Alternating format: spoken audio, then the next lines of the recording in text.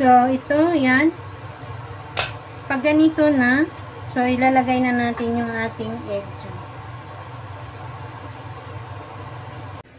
So, magluluto tayo ngayon ng sweet soup. Itong soybean sweet soup.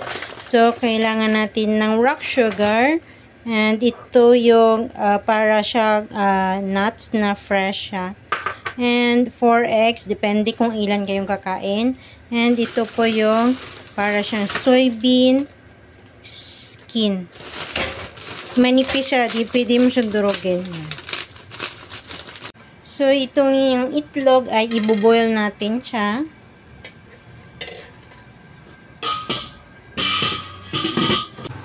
So, ang ganito, gawin lang natin is, yan, kutanggalin natin yung kanyang, parang ito, yon. Tanggalin mo yung balat niya, then hatiin mo siya ng konti sa gitna. Tingnan mo kung may sprout siya sa loob, tatanggalin mo, kung wala, okay lang. So, pag nakulo na yung tubig, ilagay na natin ito. Hinugasan ko na ito. Ilagay natin dyan. Then, maglagay tayo ng rock na sugar. At ito ay ilagay natin.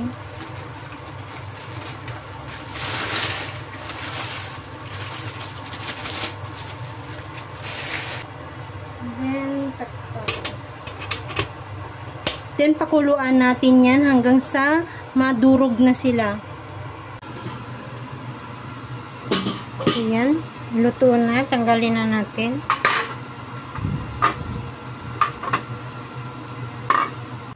So, ito ay atin naman tanggalan sa kanyang shell.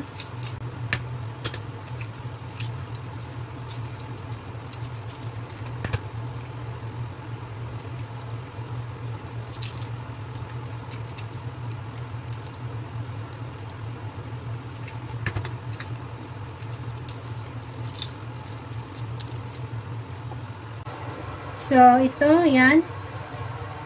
Pag ganito na, so, ilalagay na natin yung ating egg dyan.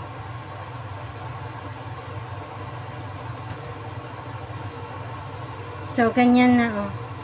So, yan, durog na siya. Nagiging soup na siya.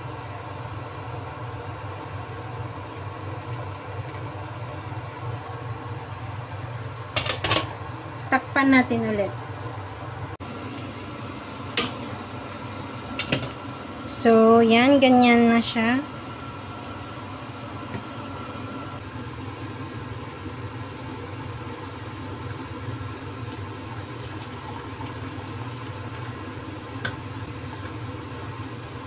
At maglagay tayo ng 1 egg.